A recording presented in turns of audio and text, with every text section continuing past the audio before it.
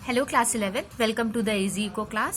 सो class, हमने last video में revenue chapter start किया था हमारा, जिसमें हमने टाइप्स ऑफ रेवेन्यू पढ़ लिए थे। रेवेन्यू होता क्या है ये भी मैं आप लोगों को बता चुकी थी। Revenue is equals to cost plus profit, ठीक है।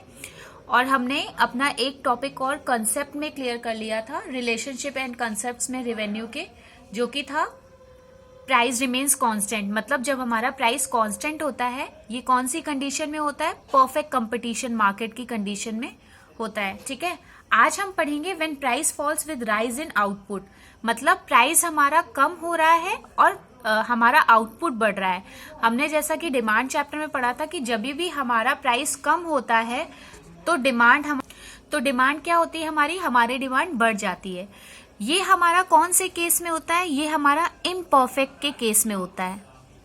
ये हमारा इम्परफेक्ट कंपटीशन के केस में होता है। इम्परफेक्ट कंपटीशन मतलब जहां पे हम खुद ही प्राइस सेट कर देते हैं, ठीक है। यहाँ पे इंडस्ट्री प्राइस सेट नहीं करती। यहाँ पे हमारा क्या मेन मोटो होता है कि जितनी भी हमारी कमोडिटी है, जितनी भी क्वांटिटी ऑफ कमोडिटी है, वो बिक जाए, भले ही हमें प्राइस को कम करना पड़े, ठीक है।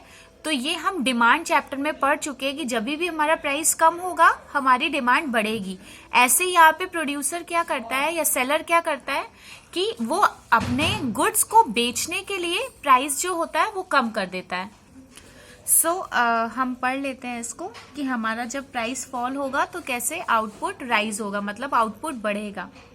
इसको हम लोग थ्रू स्केड्यूल और डायग्राम के थ्रू पढ़ेंगे, ठीक है। पहले आप लोग स्केड्यूल देख लीजिए इसका। ये एक स्केड्यूल है बेटा, जिसमें मैंने यूनिट्स ली हैं 6 तक, 1 to 6 तक। और प्राइस यहाँ पे देखिए फॉल हो रहा है। पहले 10 था, फर्स्ट यूनिट पे 10 प्राइस था, सेकंड पे 9 हुआ, थर्ड पे 8, फिर 7, 6, 5, ऐसे ऐसे फॉल होता जा रहा है ना। क्यों? क्योंकि इम्परफेक्ट की कंडीशन है, तो यहाँ पे प्राइस हमारा फॉल होगा। मैंने पहले ही आप लोगों को बताया था कि AR कैसे निकालते हैं हमारे इस कंडीशन में। AR जो होता है वो हमेशा प्राइस के इक्वल होता है। मैंने एक ये बताया था आपको। और अगर आप लोगों को ना याद हो तो मैंने एक फॉर्मूला बताया था आप लोगों को AR निकालने के लिए, TR अपॉन Q। एक फॉर्मूला आपका था TR अपॉन Q।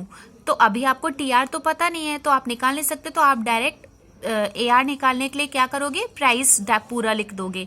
पहला क्या आ जाएगा? 10, सेकेंड 9, फिर 8, ठीक है,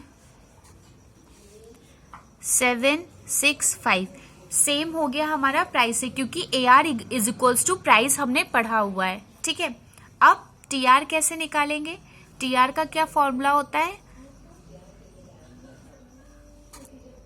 TR निकालने का फॉर्मूला होता है प्राइस इंटू क्वांटिटी, ठीक है। प्राइस इंटू क्वांटिटी करते हैं तो कैसे निकलेगा TR?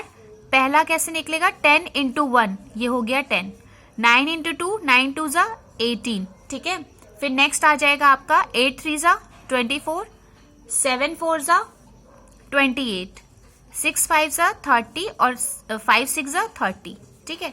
ये आपका TR निकल गया। TR का क्या फॉर्मूला है? प्राइस इंटू क्वांटिटी, ठीक है।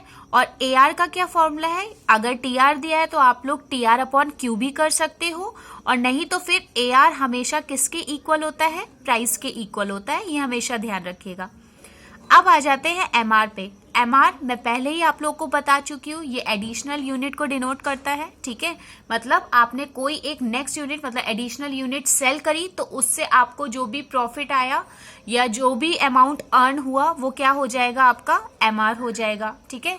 पूरा टोटल अमाउंट जो अर्न हुआ वो हो जाएगा आपका MR। एडिशनल यूनिट को सेल करने के बाद जो अमाउंट मिलती है उसे हम MR बोलते हैं, ठीक।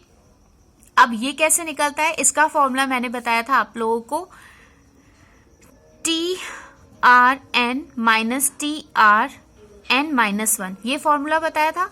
इसको कैसे निकालना होता है? पहला तो आपका 10 ही आ जाएगा, TR को देखिए। दूसरा क्या आएगा? 18 माइनस 10 मतलब 8, 24 माइनस 18 हो जाएगा आपका 6, ठीक है। 28 माइनस 24 हो जाएगा 4, 30 माइनस 28 हो जाएगा 2 और 30 माइनस 30 हो जाएगा 0, ठीक। समझ में आ गया? अब इसके बाद अगर आप कोई यूनिट सेल करते हो तो आपका MR नेगेटिव चला जाएगा। देखो बेटा, एक बात हमेशा ध्यान रखिएगा, वैसे तो MR नेगेटिव हो सकता है और MR 0 भी हो सकता है, ठीक है।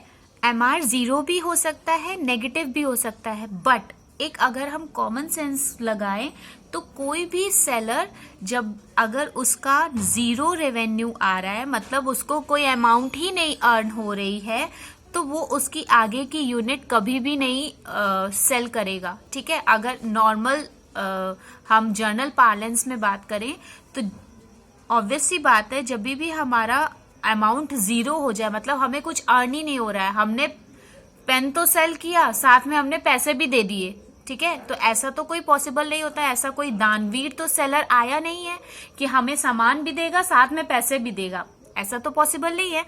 बट कहते हैं कि MR नेगेटिव और 0 हो सकता है, बट अगर हम जर्नल लाइफ की बात करें तो MR नेगेटिव नहीं होता है।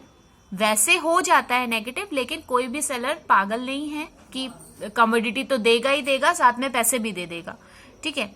बट बुक्स में बताया गया है कि MR नेगेटिव हो सकता है, तो आप लोग ये पढ़िए कि MR नेगेटिव हो सकता है और 0 भी हो सकता है, बट ये जर्नल लाइफ में नहीं होता है ऐसा, ठीक है। तो ये हमारे सारे कंडीशंस थी TR, AR और MR की, ये हमने अपने आप से निकाल ली थ्रू फॉर्मूला।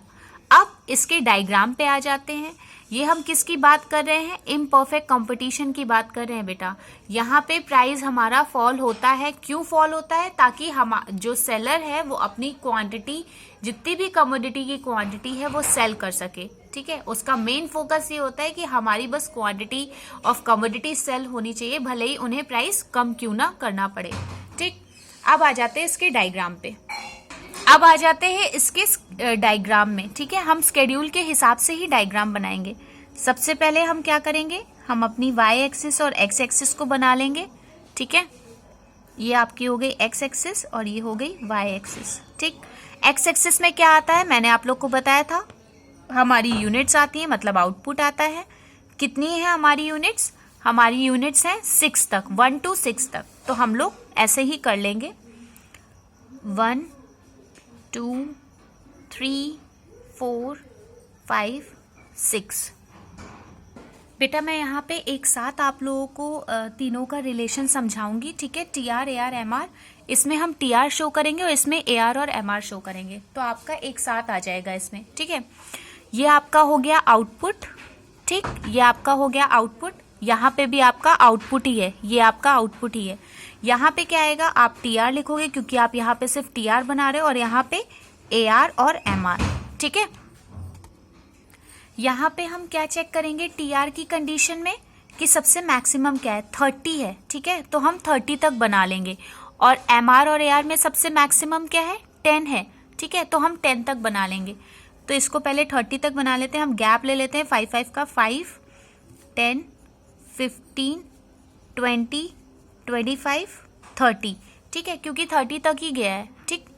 और यहाँ पे क्या 10 तक गया है, तो हम बना लेंगे 2 का डिफरेंस ले लेते हैं, 2 4 6 8 10 12 तक कर लिया, ठीक है। वैसे मैक्सिमम 10 तक ही है। अब पहले हम TR बनाएंगे, तो फर्स्ट यूनिट हमारी TR की क्या थी, 10 थी। फर्स्ट यूनिट पे 10, सेकेंड यूनिट पे 18, थर्ड यूनिट पे 24, ठीक है। तो फर्स्ट यूनिट पे 10, सेकेंड यूनिट पे 18, तो मतलब 20 से थोड़ा सा नीचे, ठीक है। थर्ड यूनिट पे कितना है हमारा, थर्ड यूनिट पे 24 था, तो थर्ड यूनिट पे आपका 25 से थोड़ा सा नीचे आ जाएगा, ठीक है। फोर्थ यूनिट पे आपका 28 है, फोर्थ यूनिट पे 28 मतलब 30 से थोड़ा सा नीचे। फिफ्थ यूनिट पे आपका 30 है, मतलब 30 तक, फिफ्थ यूनिट 30, और सिक्स्थ यूनिट भी 30। तो आपका जो TR होगा, ठीक है, वो आपका कैसे बनेगा, ऐसा कुछ बनेगा, ठीक। ये सेम वही बेटा TPMP वाला केस जैसे बना था वैसे ही नॉर्मल बनेगा, कि एक बार कांस्टेंट होगा, फिर ये डिक्लाइन होने लगेगा और यहाँ पे इंक्रीजिंग रेट से बढ़ेगा। बेटा इस स्केड्यूल में एक यूनिट और बढ़ा लो ताकि आपको नेगेटिव की भी कंडीशन समझ में आ जाए। 5 है, 4 आ जाएगा यहाँ पे, ठीक है, और ये कितना हो जाएगा, 28 हो जाएगा, क्योंकि मल्टीप्लिकेशन होता है, यहाँ पे 4 आ जाएगा और ये आ जाएगा आपका -2। ठीक, तो ये नेगेटिव की भी कंडीशन आपको पता लग जाएगी। 6 यूनिट तक था, 7 यूनिट यहाँ पे कर लीजिए। ठीक है, तो 7 यूनिट पे कितना 28 हो जाएगा, तो वही नीचे आ गया, ये हो गया आपका, ये आपका क्या हो गया, TR हो गया। ठीक, अब आ जाते हैं हम लोग AR पे। ठीक है, AR देख लो, फर्स्ट यूनिट पे 10 था, सेकंड पे 9, फिर 8 7 6 5 4। ठीक है, तो फर्स्ट यूनिट पे हम लोग 10 लेंगे, सेकंड पे 9, थर्ड पे 8, फोर्थ पे आ जाएगा 7, फिफ्थ पे 6 आ जाएगा, और आपका 6 यहाँ थोड़ा नीचे आएगा बेटा, और 6th पे आपका आ जाएगा, 6th पे आपका आ जाएगा 5, मतलब 6 से थोड़ा सा नीचे, और हमने 7 यूनिट भी ले ली है, तो ये हमारा हो जाएगा 4। ठीक है, तो हमारा AR कैसा बनेगा, AR हमारा कुछ ऐसे बनेगा। ठीक, ये AR है हमारा, समझ में आ गया। ठीक है, ये हमारा हो गया AR। ठीक है, AR भी हमारा बन गया। अब आ जाते हैं MR की कंडीशन। ठीक है, MR देख लो, ये ऐसे बनता है बेटा। ठीक है, MR पे आ जाते हैं। MR क्या है, पहले 10 है, फिर 8 है, फिर 6 है, फिर 4 है, फिर 2 है, 0 और -2, मतलब 2 का डिफरेंस है। तो MR में फर्स्ट यूनिट क्या है, 10। ठीक है, सेकेंड यूनिट क्या है, 8, मतलब यहाँ पे। थर्ड यूनिट क्या है, 6 मीन्स यहाँ पे। 4 कितनी है, फोर्थ यूनिट पे आपका 4 ही है, फोर्थ यूनिट पे आपका 4 है। फिफ्थ यूनिट पे आपका 2 है, 6th यूनिट पे 0 है। ठीक है, और 7th यूनिट पे -2 है, मतलब नीचे की कंडीशन -2। तो ये MR कुछ ऐसा बनेगा आपका, ऐसे करते हुए ये। ठीक है, तो जब भी हमारा TR कांस्टेंट होगा, अब ध्यान से समझना, जब भी हमारा TR कांस्टेंट होगा तो MR हमेशा जो भी होगा वो 0 होगा। ठीक है, जब TR कांस्टेंट है, एक पॉइंट लिख लीजिएगा कि when TR is constant then MR जो है, MR इज ऑलवेज 0। ठीक है, and when TR is declining MR become negative. ठीक है, जब TR डिक्लाइन होने लगेगा तो MR क्या हो जाएगा, नेगेटिव हो जाएगा। ये आपकी नेगेटिव कंडीशन आ जाएगी MR की। समझ में आ गया, ये MR है, और यहाँ पे क्या है आपका 0 है MR। ठीक है, 2 पॉइंट आपके बन गए। When TR is constant then MR is always 0, when TR is declining then MR is negative, MR become negative हो जाएगा। और when TR is increases then MR क्या होगा आपका, डिक्रीजेस। ठीक है, MR आपका मतलब वही वाली कंडीशन आगे बेटा, MPTP वाला, जैसे मैंने समझाया था। एक बात और सुन लीजिए, AR कभी भी 0 या नेगेटिव नहीं होता। ठीक है, ये मैंने आप लोगों को पहले भी बताया था। AR जो है हमारा, वो कभी भी 0 और नेगेटिव नहीं होता है। ठीक है, और यहाँ पे क्या है, TR हमारा बढ़ता है तो AR क्या होता है, डिक्लाइन होता है। क्यों डिक्लाइन होता है, क्योंकि हमने यहाँ पढ़ा है कि जो प्राइस है वो AR के इक्वल टू होता है। यहाँ पे प्राइस हम कम करते रहेंगे क्योंकि हमें डिमांड को या आउटपुट को बढ़ाना है। ठीक है, ये आज का ये टॉपिक था आपका। नाउ नेक्स्ट वीडियो, एक और छोटा सा टॉपिक बचा हुआ है, मोनोपोली और मोनोपोलिस्टिक के केस में MR और AR या TR का क्या रिलेशनशिप होता है, ये मैं आपका कल फिनिश कर दूंगी। ये चैप्टर आपका नेक्स्ट वीडियो तक फिनिश हो जाएगा, फिर हम स्टैट्स स्टार्ट करेंगे। ठीक है, थैंक यू क्लास।